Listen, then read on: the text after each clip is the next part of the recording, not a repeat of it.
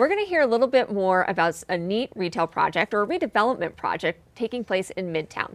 To tell us about it, I have Josh Burks, our economic advisor. Josh, thanks for being here today. Thanks, Kim. All right, so the project itself, the study that's been done is called the Midtown Redevelopment Study. All right, for people who may not know, what do you mean when you say Midtown? Well, that's a good question, Kim, because I think everybody thinks of Midtown a little bit differently. But we focused on the commercial property along College Avenue from Prospect to just south of Harmony. It's basically to the Southern Transit Center of the Mason Corridor Bus Rapid Transit. And then all of the commercial property along College and Mason. Okay, So now does it expand sort of out of the College area? Well, as you know, if you head south along College, the commercial development actually gets wider. Right. So as you get to the mall, for instance, it moves further east. Okay. And then it follows down along JFK. And on the west side, it basically goes all the way to the BNSF rail line. So that's a big piece of it. You know, I Yes. think when we talk about retail redevelopment, a lot of people think about the mall. Right. And that's actually included in this study. Right. Yeah. And I think the approach that we took, you know, originally the study, the idea behind the study was to focus on the redevelopment of the mall. And the longer we looked at the challenges that were facing the city and the corridor, the more we realized we needed to take a broader perspective. Sure. That being said, though, the mall is the key anchor for South College, for the Midtown area, and has been for decades. And really, much of the other retail development that took place around it was a result of the fact that the mall was there. So by looking at the mall and helping that to redevelop, the idea is the rest of the corridor will work. But you can't do one without the other, is basically what we realized. Sure. You know, I think sometimes when people drive that corridor or take a look around the area, they see the mall, which has obviously been in different phases of success and failure, if you will, Right. or peak times and slow times. And there's also some areas around the corridor where you see empty storefronts. You know, as a regular citizen, you get kind of concerned and worried. Right. But, you know, Josh, you've told me many times, settle down, Kim. That's sort of the natural cycle of retail. Right. That's a very important point. There are a lot of cycles in retail. Things change pretty rapidly. Some of the articles that I've read recently say that retail is on about a 7-year cycle in terms of what consumers want and how the retailers respond to it. I think it's important to note that there is a sizable amount of vacancy on College, but a lot of that is due to changes in the national retail world, not necessarily changes that we had much control over here as consumers or the city in Fort Collins. Lots of bankruptcies, you know, Linens and Things, Circuit City, Mervyn's, those are key vacancies. The Shopco, which was then backfilled by JCPenney's, was a bankruptcy. And those are just natural ebbs and flow within the retail world that take place. And really, it was due to their overextension or the issues that they had at the national level for those retailers that ended up leading to their bankruptcy, not anything that was happening here. As a result, though, we do end up with these vacant spaces that we need to figure out how to do. And again, that was the main reason we looked at saying we needed to study the corridor as a whole, not just the mall, because really the two are linked. And vacancy in one has an impact on vacancy in the other. Sure, and it does seem almost like businesses come and go, change locations, adjust essentially based on how their business is doing. Absolutely. Perfect example, that's the Harbor Freight that's moving right now from the corner of Prospect and College down to the former Circuit City. So that's a movement within the corridor that naturally takes place. And it creates another vacancy or an opportunity somewhere else. Sure, sure. You know, we talk a little bit about how the national climate has changed and has been changing rapidly, you know, in particular in the last few years, but even over a longer period of time. How about shopping behavior here in Fort Collins? You know, we used to be the only place to come shop in the region. Absolutely. And that's obviously changed over the years too. Yeah, and in particular, we've noticed that fewer and fewer non-residents are actually traveling to Fort Collins to do their shopping. If you go back even as short a time as, say, 15 years ago, between 40 and 50 cents of every dollar that was spent at a retail store here in Fort Collins on average was spent by a non-resident, so someone that lived outside our community. Oh. As recently as 2004, that number was 35 cents on the dollar. Today, it's only 25 cents on the dollar. Mind you, 25 cents on the dollar is a great number. I was going to say, how does that compare to other communities? Well, down in the Front Range, I think about 10 cents on the dollar is a wow. pretty typical average.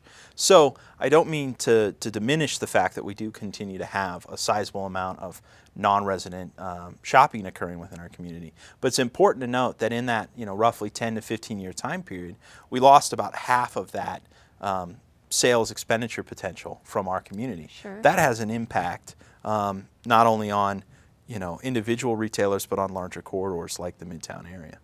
Yeah, I mean, how can it not have an impact? Right. You look at examples like that, and again, we talk a little bit about what you see along the corridor, some of those empty storefronts. But the reality is, there's still a lot of retail activity Absolutely. taking place within that area. There's a total of 3.8 million square feet of retail space on the corridor. About 655,000 square feet are vacant. So that means there's 3.1, almost 3.2 million square feet of occupied space. It's also, we have a lot of very successful retailers. The REI and the Whole Foods in our community are some of the strongest in the state and some of the strongest in their region for those retailers. Really? Yeah. So that's a testament to the fact that there is a lot of staying power on the Midtown corridor along College. Whole Foods could have gone anywhere in northern Colorado, and they picked that location because they felt it was the best suited for them to be able to, really penetrate this market. Let's talk about that area, that Whole Foods lot. There's a redevelopment that has already taken place. There's Right. the Full cycle. Full Yep. cycle, and that building's been renovated. That building's been renovated. There was a renovation to a building that now includes the Radio Shack and a Floyd's barber shop right out front of Whole Foods. And I think this, again, is testament to the fact that the area is ripe for redevelopment and that there's a lot of possibilities. One of the things we've learned in the study is that what can happen on the corridor will end up taking a full spectrum of things. Everything from the redevelopment of the full cycle building, which was able to go forward really only with private sector participation, to we hope that there will be some large catalytic projects that will end up removing entire shopping centers that are outmoded, and that will probably need some form of public assistance. So when we look at the Midtown area and the corridor, we really see the spectrum of opportunity. And what we're now engaged in, sort of post-study, is trying to figure out how we bring a sort of a spectrum of assistance to bear as well to help these things happen.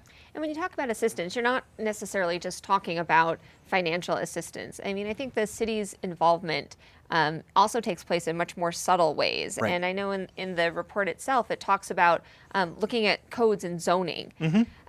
So what can we do as a city to sort of help that process along? One of the key recommendations of the study is to look at, in that area, there's most of the Midtown area is covered by a transit-oriented development overlay zone district. That sounds fascinating. Yes, it's okay. What does that mean? So what that basically means is that there is additional zoning opportunities, or there's additional development opportunities as a result of this overlay above and beyond the sort of underlying zoning. Okay.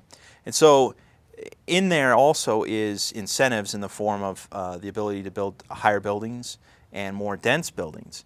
And what the study basically says is we need to revisit those and make sure that we are really incentivizing what we want. So to focus on form more than function. Currently the overlay district incentivizes vertically mixed use, where you stack, say, residential on top of retail. Okay. What we would like to see it move towards is incentivizing additional accessibility for vehicles, bikes, pedestrians through the large blocks that are in place on College, and then having buildings, when those larger blocks are broken up, really interface with that accessibility streets, whether they be private or public. Some of the renderings or the ideas, the proposals in the study itself, to me, it's like taking an environment that is almost like that strip mall look and really trying to make it or give it a sense of place or community. Right. Is that sort of the idea behind revitalizing that area? Right. And again, along that spectrum of opportunity, there are buildings within the corridor that have additional useful life and probably will be re-tenanted. Circuit City is a perfect example. And at the same time, there are other buildings on the other end of the spectrum that have really reached the end of their useful life. They don't make sense anymore for the way consumers like to shop or the way consumers like to interact with a space. And so the opportunity there is to create place, to create something that will bring people back. And so that sometimes takes a larger intervention, if you will, and a more wholesale redevelopment. What we did in the study was we looked at a few catalyst projects to really test the economic feasibility as well as the physical feasibility of kind of the maximum potential under the zoning as well as market conditions. And what we found is that works pretty well with most of the regulations we have, but there are a few tweaks that we need to make, and we'll be looking at those. Now, when you say catalyst projects, can you share what those are? Well, they were really just illustrative examples in the Okay. study. What we're really engaged in right now is a process of partnering with the South Fort Collins Business Association, property owners, developers who have interest, in even business owners in the area, to try to find someone who's willing to raise their hand and say, we're interested in something that's expression of redevelopment that's perhaps a little more wholesale, and then looking to form that partnership and move forward with a project. One example of that is General Growth Properties, who owns the mall. Yeah, let's dive into the mall a little Yeah. bit. I think when people hear Midtown, the mall's probably the first thing that comes to mind. Right, and as we stated earlier, the mall really is the anchor for the corridor. It's what gave sort of the original life to the corridor and created it as a regional retail center. It's important for us to have evaluated whether the mall really had the potential to continue being that anchor. Right. I mean, some folks have even said, maybe it's time to just forget that idea. Right, and what we found is it's the one place in town that makes the most sense for department stores to continue to be a part of our community and for additional department stores to be attracted. And there's quite a bit of retail staying power to that particular site. So as a result, our focus early on moved towards how do we make this site an anchor for the corridor again? How do we make it a successful regional retail center, as opposed to looking at it as a, say 70 acre, which is the size of the site, blank slate, and some Right. opportunity for something different. So given that we were trying to work with some of the good that was there, cut out the bad, and really replace it with something better, what we ended up landing on is a scenario for the mall that includes keeping Macy's and Sears and the main aisle, completely renovating that interior space, new flooring, changing the way the grade changes occur. I don't know if you realize this, and most consumers don't, but there's probably 6 grade changes between Sears and Macy's where you actually have to step downstairs.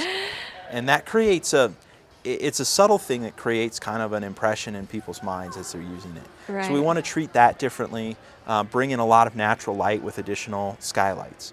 Then take out the old Pennies and Mervyn's, take down the old back aisle because it has never really functioned optimally for retail space.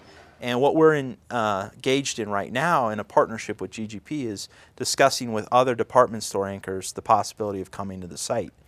The idea would be to place a new department store anchor at the back side of the mall and create a perpendicular corridor instead of a parallel corridor that leads from the main entrance back to that new department store. In that regard, we will continue to keep a critical mass of smaller store space while at the same time having a more vibrant center because we'll have additional anchors. So how does this partnership work? I mean, we've said over and over again that, GGP owns the mall. And as we can have discussions and we can talk about partnership, Right. really what happens to the mall is ultimately up to them. So, what role can the city play in this redevelopment? Well, I think there's 2 points on that. First, in this study really represents a very non-traditional role for a community to play Right. when it comes to redevelopment and in particular the mall. We took a more proactive approach and engaged a team of consultants who have actually done this kind of pre-development work for malls and other retailers, nationally. And we asked them when they were looking at the mall to really act as if they were preparing it for redevelopment on behalf of a private owner. In that regard, what we were able to develop was a much more feasible plan and a plan that had immediate appeal to GGP. Whereas many communities have taken a different approach and typically ended up with a very nice plan and a very nice vision, but one that's very counter to what the property owner wants to see. Right. We were quickly able to move to a win-win for both the community from a perspective of shoring up our regional retail sales and making that anchor strong again, as well as something that appeals to GGP.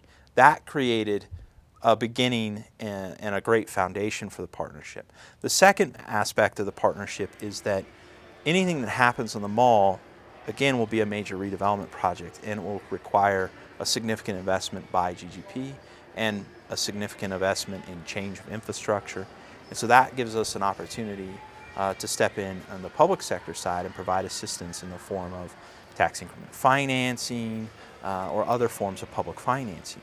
That gives us leverage. That gives us the ability to enter into a negotiation and a true partnership with them to say, here's our expectations and here's what we would like to see as we move forward.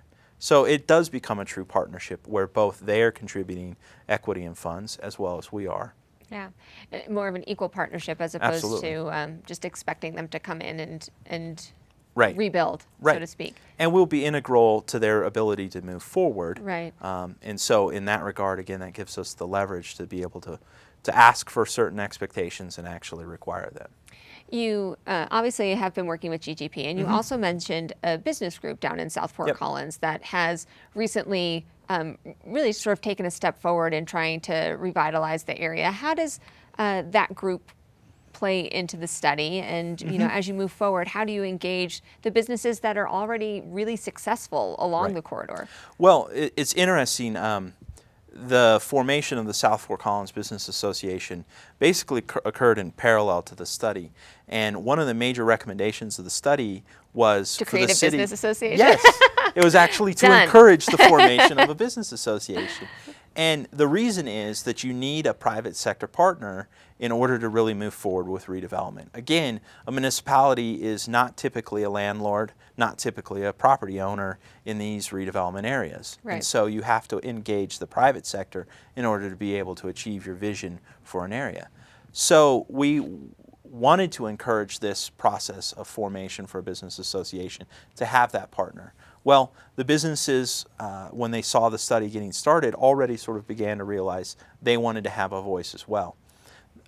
That ended up making the study much stronger because they were able to join us throughout the process as opposed to really coming together afterwards. Sure. And so as a result, they were able to take a look at some of the drafts of the study and give us thoughts and comments. We were also able to engage some of the property owners to understand their interests for redevelopment better before putting out a final product. We talked about the area of the corridor, and I can't help but think it's very similar to the Mason corridor, or you know, sort of runs in parallel. Right. Same sort of concepts behind revitalizing and redevelopment. How are those two projects working together?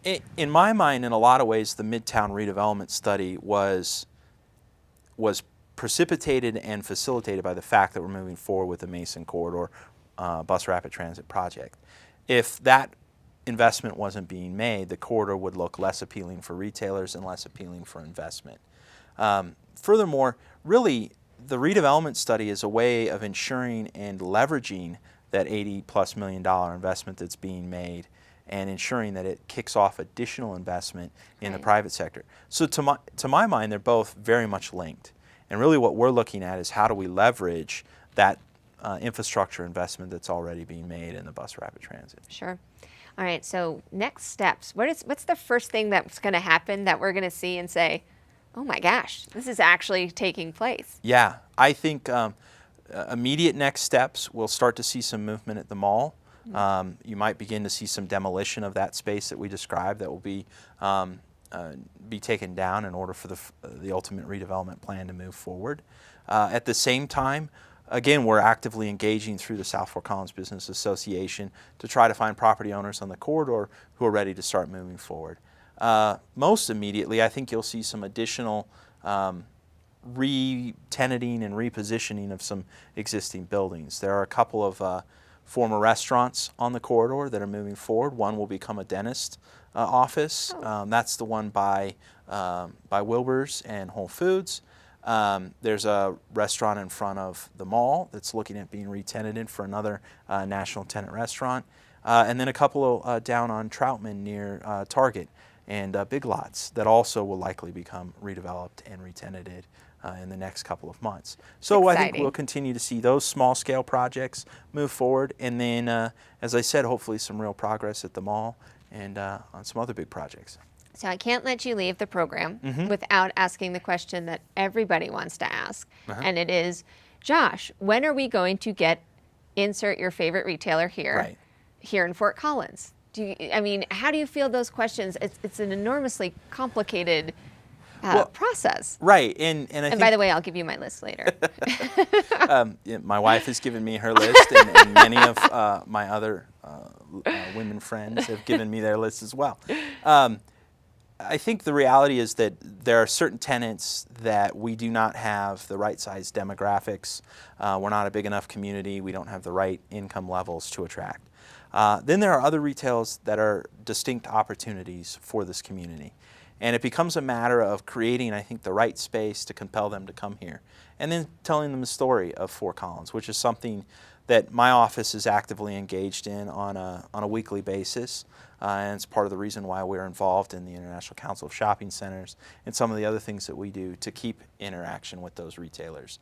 The result is, I think that when the mall redevelops, we'll see a major increment of those retailers come to town, and I think also other large opportunities on the corridor will be great opportunities for them to come to town as well. That's great. Well, it's exciting, and if Yes. folks are interested, they can go to fcgov.com/Midtown, I correct. believe, and read the full study. There's some great renderings in there as well, and it's exciting. It's exciting to really feel like this project is moving forward. I think we're well positioned to move forward in the next few years and actually see some great things happen in that area. Great. Well, Josh, thank you for being here today, and thank you all for watching. Again, this has been Studio 14. I'm Kim Newcomer with the City of Fort Collins. We'll see you next time.